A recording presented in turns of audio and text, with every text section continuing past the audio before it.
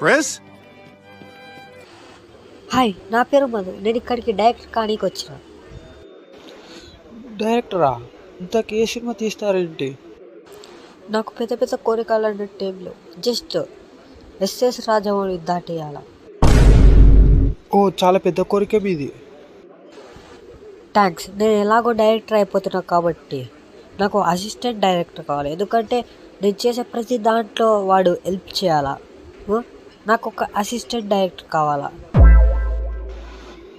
Assistant director, ఇంకా director కాలేదు.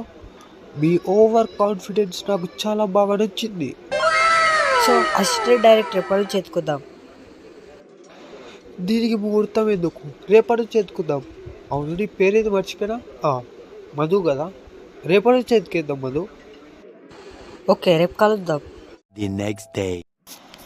Okay Madhu, నువ్వు అంటే ఒక్కరొక్కరిని లోపల పంపిస్తా. చాలామంది అసిస్టెంట్ డైరెక్టర్ కానీకి వెయిట్ చేస్తున్నారు. ఓకే ఓకే, పంపించు. అడగడం మర్చిపోయినా, ఇంతకీ నీ పేరు ఏం పేరు? నా పేరు గురించి ఇప్పుడు ఎందుకులే మధు, వదిలే. అరే ఏం పర్లేదు, చెప్పు.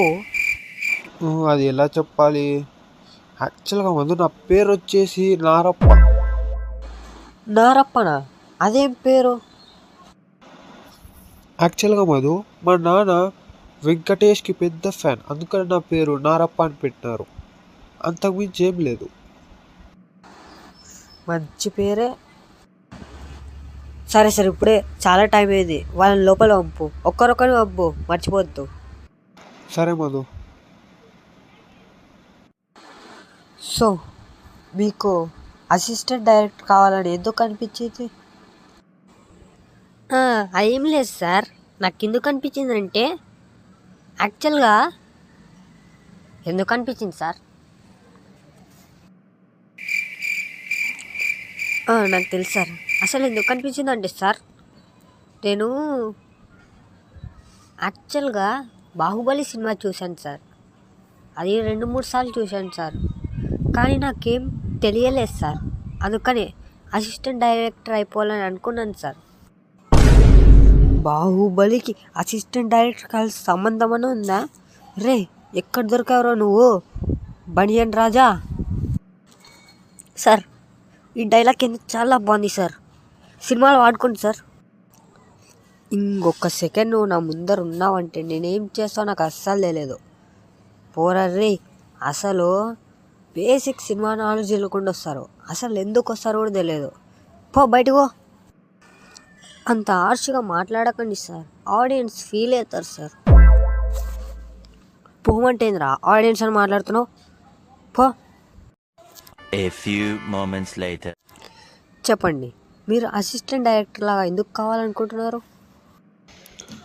దేవర అడిగినాడంటే చెప్పినాడని.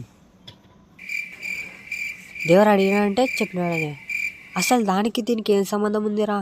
నేను అడిగింది నువ్వు అసిస్టెంట్ డైరెక్టర్ ఎందుకు కావాలనుకుంటున్నావు అని, దేవరా గురించి కాదు. పుష్ప అంటే ఫ్లవర్ అనుకుంటివా? Wild fire. అరే, నువ్వెక్కడ దొరికినావు నాకు?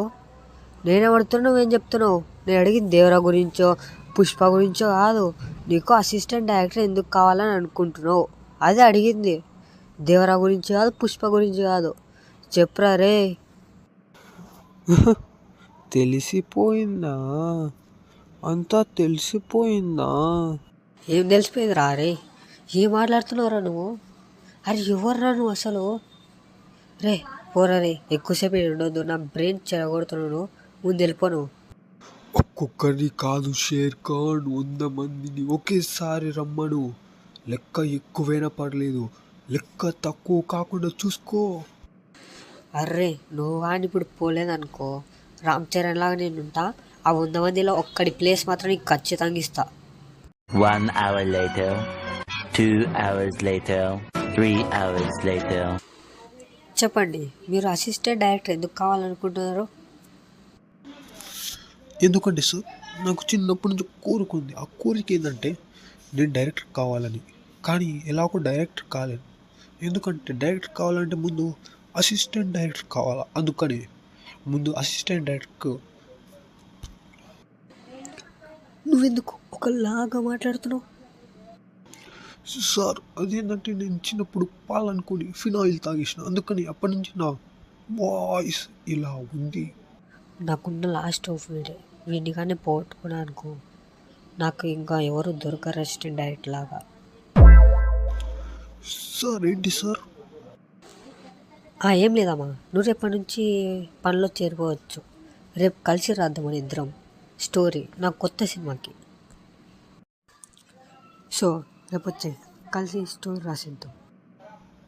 Okay sir.